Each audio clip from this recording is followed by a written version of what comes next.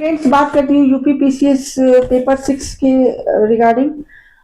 अभी अभी एक मैंने वीडियो अपलोड किया है, प्लीज जाके मेरे प्लेलिस्ट में आप देखिए। उसके बाद का नेक्स्ट मैं वीडियो अभी अपलोड करने वाली हूँ। प्लानिंग की बात हमने की थी। एक अभी जो टॉपिक था, planning and management of renewable and non renewable energy, तो इसके बारे में मैंने आपको थोड़ा बहुत बता दिया है और आप देख लीजिए।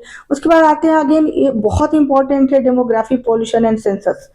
हम हर सेंसस का तो वैसे नहीं पूछा जा सकता है, लेकिन सेंसस इसमें वर्ड दिया गया। इसका मतलब कि आफ्टर, अगर हम इंडिपेंडेंस की बात करते हैं, उसी समय से लेके अभी तक का जो यूपी में, ठीक है, 2011 तक का जो डेटा है, उसको आप देख लेंगे, एक ट्रेंड देख लेंगे, ट्रेंड को एनालिसिस कर लेंगे कि पॉपुलेशन का क्या ट्रेंड है। ठीक है, कहाँ पे सबसे ज्यादा एक्सप्लोसिव फॉर्म में पॉपुलेशन रहा। इंडिया के कॉन्टेक्स्ट में तो अलग है, लेकिन यूपी के कॉन्टेक्स्ट में देखेंगे।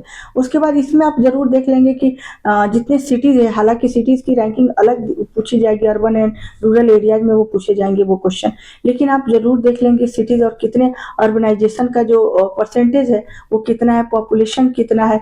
और डेमोग्राफी में जो क्वेश्चन पूछा जाता है, बेसिकली जो क्वेश्चन पूछा जाता है वो डेमोग्राफिक डिविडेंड से क्वेश्चन पूछा जाता है, तो उसकी रिगार्डिंग आप जरूर पढ़ लेंगे कि इसका परसेंटेज कितना है। देश के पूरे अगर पॉपुलेशन की बात करते हैं तो यूपी का परसेंटेज कितना है, टोटल चीजें, और कैसे कैसे इससे क्वेश्चन आ सकते हैं। डिविडेंड की जब बात करते हैं तो ये दिखाना जरूरी है कि हाँ, डिविडेंड की स्थिति है कि उसके कारण हमारी जो पर कैपिटा इनकम है या फिर जीडीपी है, उसका ग्रोथ रेट हाई है, उसका टोटल साइज है, उसमें पॉपुलेशन का कितना योगदान है। यहाँ एग्रीकल्चर सेक्टर की जो ग्रोथ रेट है, और जितना शुगर केन इंडस्ट्री की बात करते हैं, अगर हम राइस की, गेहूं की बात करते हैं, राइस की बात करते हैं, जितने भी एग्रीकल्चर सेक्टर है वहाँ की अगर बात करते हैं, तो उसमें पॉपुलेशन का क्या योगदान है, इकोनॉमिक ग्रोथ में क्या योगदान है।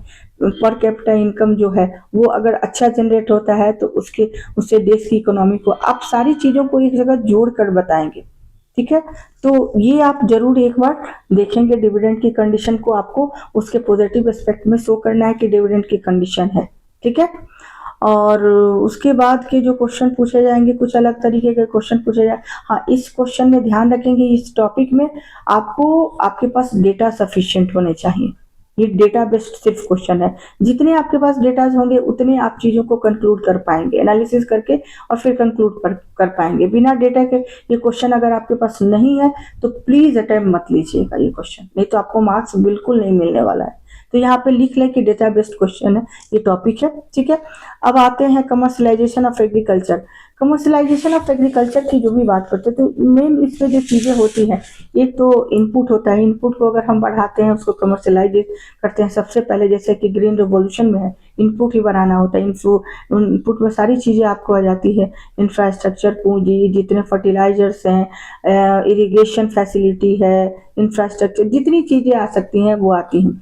ठीक है, तो ये चीजें अगर मैं देखती हूँ कि कमर्शियलाइजेशन में ही ये पार्ट आ जाता है। उसके बाद जब जाएंगे कमर्शियलाइजेशन का दूसरा पार्ट अगर एक्सपेक्ट सोचते हैं तो फिर वो फूड प्रोसेसिंग होती है। फूड प्रोसेसिंग आपको पता होता है क्या, रॉ मटेरियल जब किसी प्रोडक्शन यूनिट में जाता है और प्रोडक्शन यूनिट से जब वहां से फाइनल जो चीजें प्रोड्यूस होने के बाद, ठीक है, जब मार्केट में पूरा पहुंच जाता है, वो सारे से लेके टोटल जो ये प्रोसेस होता है which is called the food processing.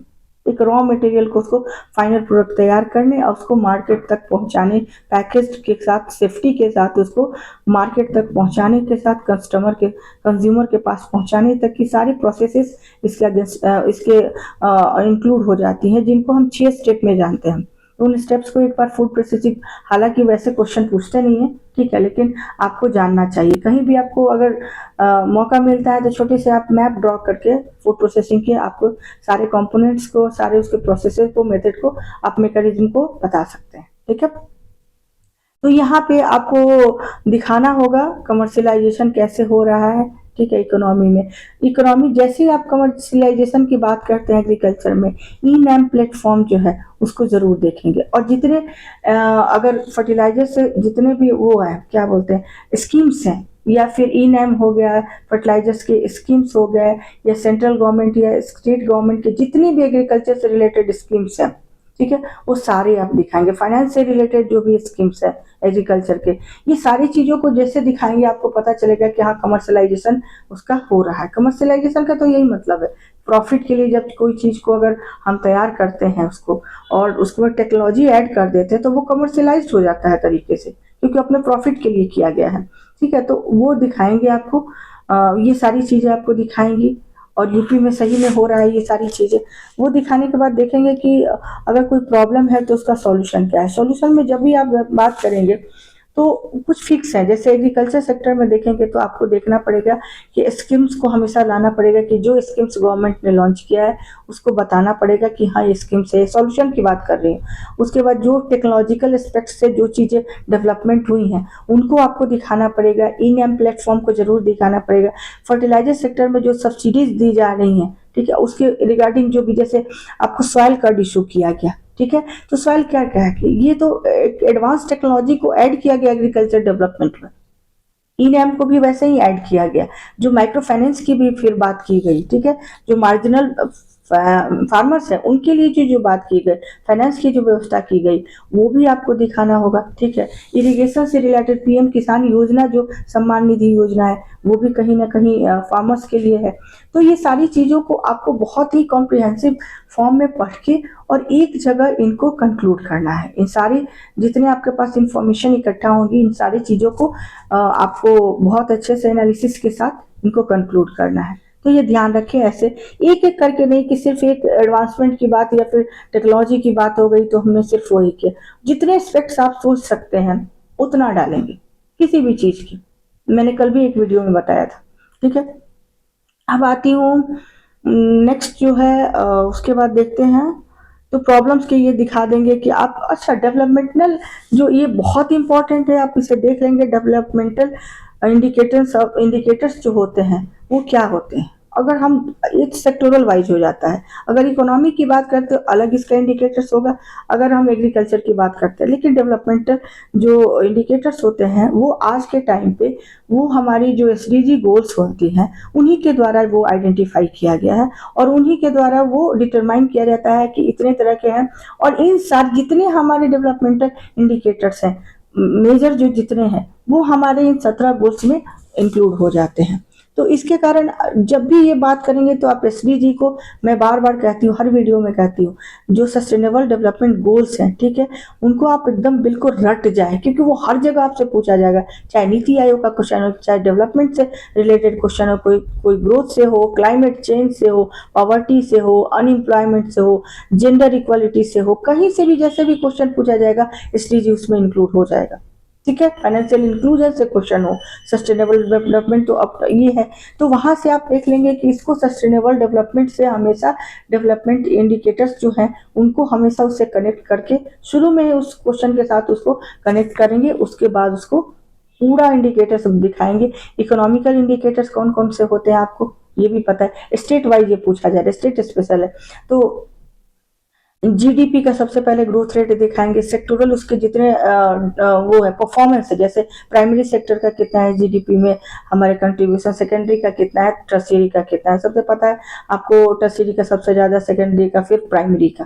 ठीक है, अप्रोक्स 50% जो है वो केवल हमारी टर्शियरी का है। ठीक है, तो वो सारी चीजें यूपी के कॉन्टेक्स्ट में आपको दिखाना है इसको, और इसके लिए हमेशा कोशिश करिए, एक तो आपने डेटा दे दिया है, कोई क्वेश्चन पूछा जा रहा है इससे रिलेटेड, इंडिकेटर्स, डेवलपमेंटल इंडिकेटर्स से रिलेटेड जब भी कुछ क्वेश्चन पूछा जाता है तो आप एक तो डेटा देंगे, डेटा को हमेशा हाईलाइट करके देंगे, और क्वेश्चन सोचेंगे कि एक वेन डायग्राम वगैरह जो भी इसमें चीजें होती है ना, बार डायग्राम जैसे दे दिया, तो बार डायग्राम जैसे देंगे कि 2-3 साल का आपने एवरेज निकाल के दिखा दिया, तो आपको इसका मतलब जैसे दिखाएंगे, मान लीजिए कि आपने 2015 का दिखाया, 2020 का दिखाया, 2025 चल रहा है, 2025 का, इन 3 जैसे एग्रीकल्चर का ग्रोथ रेट पूछा जा रहा है, वो क्वेश्चन है ऑलरेडी, तो दिखाया इतने परसेंट, उसके बाद 2020 में इतने परसेंट, 2025 में इतने, तो एक आपका जैसे ही वो ग्रोथ रेट आपको दिखाएंगे तो ईयर के साथ हमेशा उसको इंडिकेटर्स आपको पता है कैसे उसको ग्राफ बनाया जाता है, तो वो एग्जामिनर को पता हो जाएगा कि आपको कितनी जानकारी है।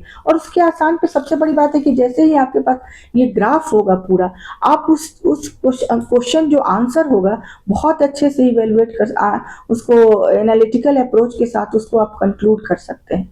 ठीक है, डिटेल में उसको डिस्कस करेंगे, फिर कंक्लूड करेंगे, तो वो बहुत अच्छे से आप कर सकते हैं। ऐसे ही सेकेंडरी सेक्टर का जो कंट्रीब्यूशन है हमारे जीडीपी में वो दिखाएंगे, टर्शियरी सेक्टर का है वो दिखाएंगे, और हर इंडिकेटर को दिखाएंगे। फिर देखेंगे पर कैपिटा इनकम क्या है। लेटेस्ट जो रिपोर्ट है एनएसएस की, जो नीति आयोग ने जारी किया, उसके अकॉर्डिंग यूपी की पर कैपिटा इनकम कितनी है और कितने लोग पॉवर्टी जो लाइन है उसके अंडर उसमें फॉल करते हैं। सबसे पहले आपको पता है पॉवर्टी लाइन का जो $1.99 पर डे पर पर्सन होना चाहिए। उससे ऊपर अगर जिस किसी का इनकम है, डॉलर में है ये, तो वो पॉवर्टी लाइन के अंडर बिलोंग नहीं करता, ठीक है, वो गरीब नहीं है कहने का मतलब। और भी बहुत सारे इंडिकेटर्स हैं आपको, हेल्थ केयर के है, इंफ्रास्ट्रक्चर है, सैनिटेशन है, वाटर सप्लाई है, बहुत सारे इंडिकेटर्स है, जेंडर इक्वालिटी है। तो इन सब चीज़ों को सारा, ये बहुत ही अच्छा क्वेश्चन है, और मैं इसका भी कहती हूँ कि जो डेवलपमेंटल इंडिकेटर्स हैं कहीं के यूपी कहीं कॉन्टेक्स्ट में, तो उसको आप कम से कम 7-8 पन्ने में बहुत पेजेज में अच्छे से तैयार करके रख लें एक जगह, ठीक है, कि हाँ इतना इतना इसमें ग्रोथ है, इतना हम डिक्लाइन हो रहे हैं, या फिर इतना हमारा बहुत अच्छा परफॉर्मेंस जा रहा है, कैसे है, ठीक है, श्री जी में हम हमारी परफॉर्मेंस कितनी अच्छी है, अनएम्प्लॉयमेंट रेट कितना है, एम्प्लॉयमेंट जनरेशन कितना हुआ, ठीक है, लेबर पार्टिसिपेशन जो पूछा जाता है महिला और पुरुष के बीच, वो हमारा कितना अच्छा है। ये सारी चीजें आप करके एक बार जरूर इसको बहुत अच्छे से तैयार कर लेंगे। इस जो ये टॉपिक है बहुत, again it's very very important, ठीक है। तो ये पूछा भी है कि जितने भी वेरियस फील्ड्स, मतलब सारी जितने फील्ड्स कितने हो सकते हैं हमारे, ठीक है, उतने आपको एग्रीकल्चर के, इकोनॉमी के, आपको हेल्थ केयर में, एजुकेशन में आपको दिखाना है कौन कौन से प्रोग्राम्स लॉन्च हुए हैं एजुकेशन के लिए, डेवलपमेंट के लिए क्या क्या किया जा रहा है, ड्रॉप आउट रेट को कम करने के लिए कौन कौन से ऐसे स्कीम्स है जो लॉन्च किए जा रहे हैं, क्या उनका इम्पैक्ट पड़ा है अभी तक, ठीक है, एजुकेशन सिस्टम में। ये सारी चीज़ें आप दिखा लेंगे। अब मैं नेक्स्ट वीडियो में इससे डिस्कस करती हूँ, तब तक के लिए थैंक यू।